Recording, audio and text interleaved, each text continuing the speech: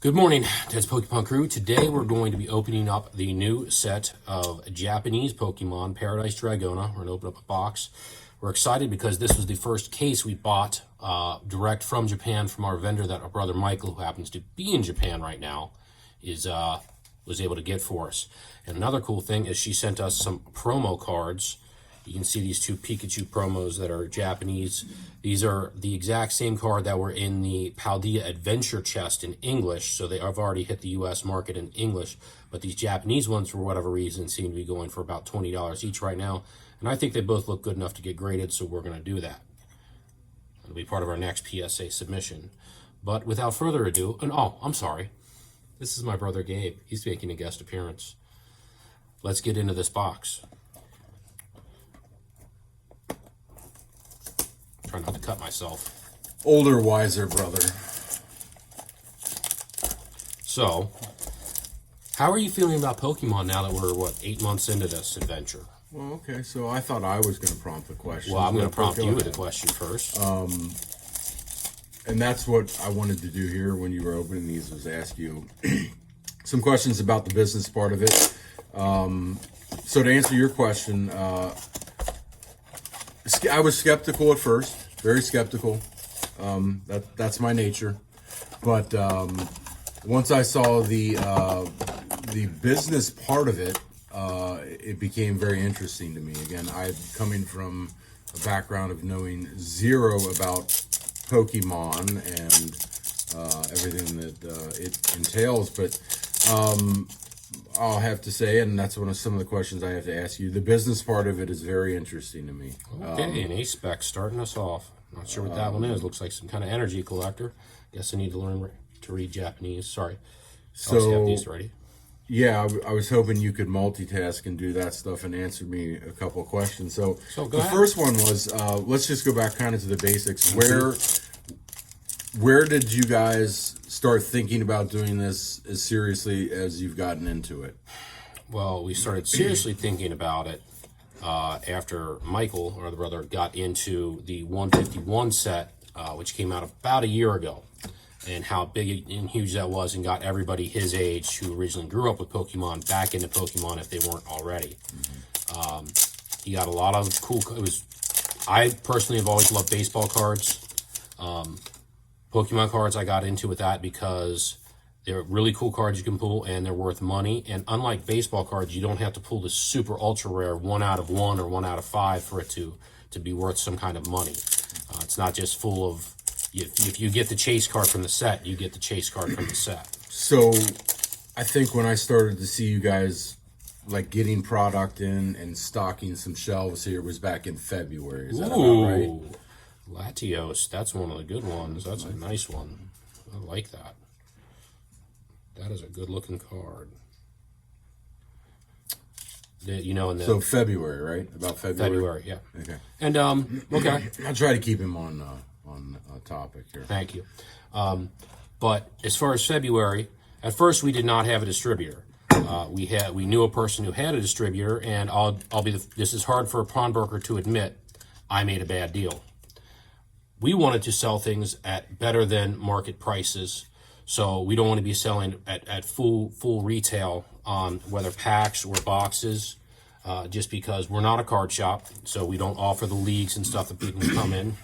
And I know everyone has a smartphone and can look up better prices on their phone. You don't have to pay full retail on a trainer box $50 when you can go on your phone and find them for at least $10 less. Okay, so walk me through the process of getting, because you use a couple different terms with where you're getting your cards. Yes. This is a distributor, a wholesaler. Are we talking the Japanese or are we talking English? We're talking the English. English, a distributor. Distributor is a wholesaler who strictly deals with retailers. They do not deal directly with the public. So in other words, you have to have an established business. You got to have a vendor's license. You got to be brick and mortar. You got to be legit. It helps. It helps. There are some people who are big enough, probably influencers, that they get away with it as far as they either already had distributors or they're big enough that a distributor will search them out. Okay. But I did get a rejection letter from the first one we went for. But on the second one, the guy called me back. He had looked into our business. I can't believe you got rejected on something. I know. It's amazing, right? But the reason the first one rejected me is because we were not a local game store. We didn't exclusively, I just wanted to do Pokemon, and they probably want to sell me a bunch of other stuff. Ooh, Cyclizar EX, good looking card. So the English distributor that did call me back looked us up, saw we were an established business, gave me good advice on, like, hey, you see the prices that like Walmart and everyone else that the big box stores have. The products you buy, you got to be able to try and beat their prices, especially if you're a new seller trying to come into this market.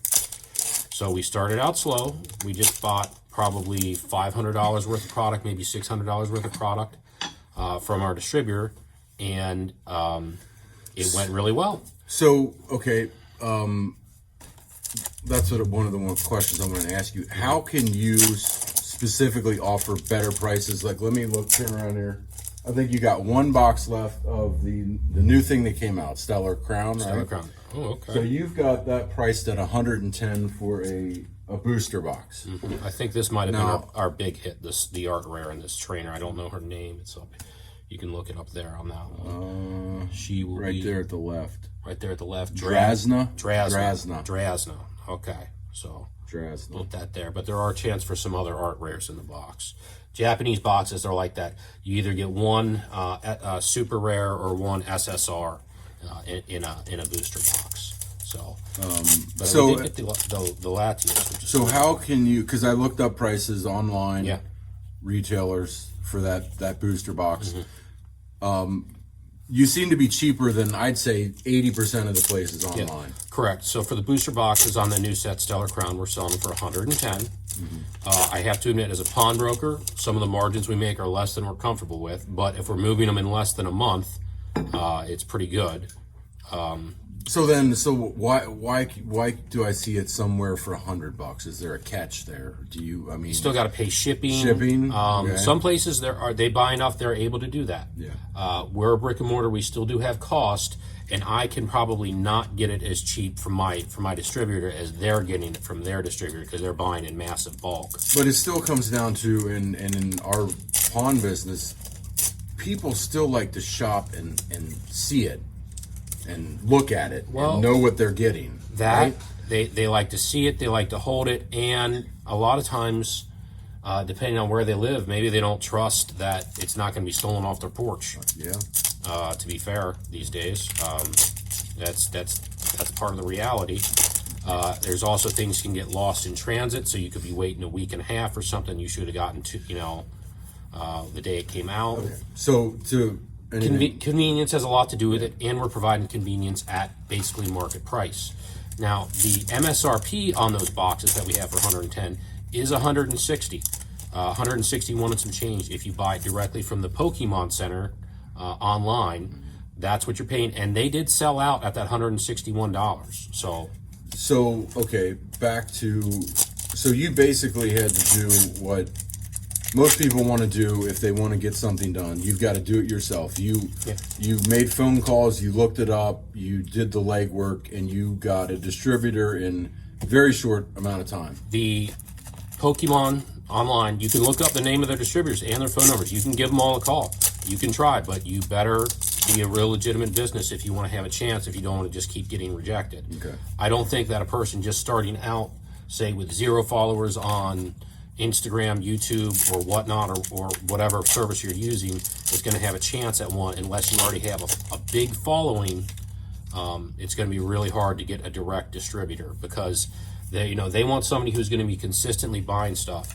And by our second set, we were on what they call allocation. So he has a certain amount of cards that he sets aside for us of products, whether it's booster boxes, trainer boxes, that we are going to get no matter what when a set comes out. So we are on allocation with him. I don't think we're ready to increase our allocation greatly right now. We could probably have used a few more booster boxes, but I can order some if we sell out here, which we have sold. We have sold 10 out of 12 so far. I would appreciate just some shorter responses to some of the questions. Okay, it's a long video. So I noticed you've gone from basically like a half a showcase. We have 4 showcases full of product, single cards, graded cards, Japanese stuff, wow. English stuff. Good card. That looks pretty nice. Yeah, I think it's a Flapple. I do like the colors on some of these cards. It's I do appreciate the artwork. yeah, well, they're kind of cool to look at. So we're now at 4 showcases.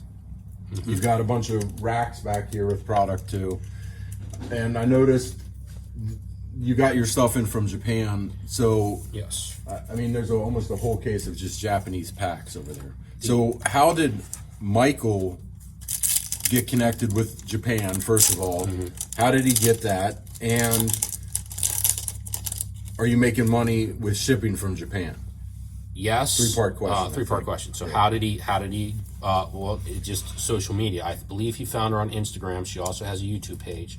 She sells to other English retailers, but wants to sell like more than a box. So like for this, we bought a case, which was 12 boxes. And I also ordered on a separate order, 16 boxes of other things that we needed to restock. The Japanese, if we're just selling the packs, we're trying to be cheaper than other places. We're selling them at $2.25, where most places you see them around $3 to $4 each. The only one I'm selling by a full box right now is this one here, the Paradise Dragona, which we're selling for $60. So we're able to be at or below market price on most things, even with shipping from Japan, because we're buying more than a box at a time. We're sitting here talking about Michael Yeah.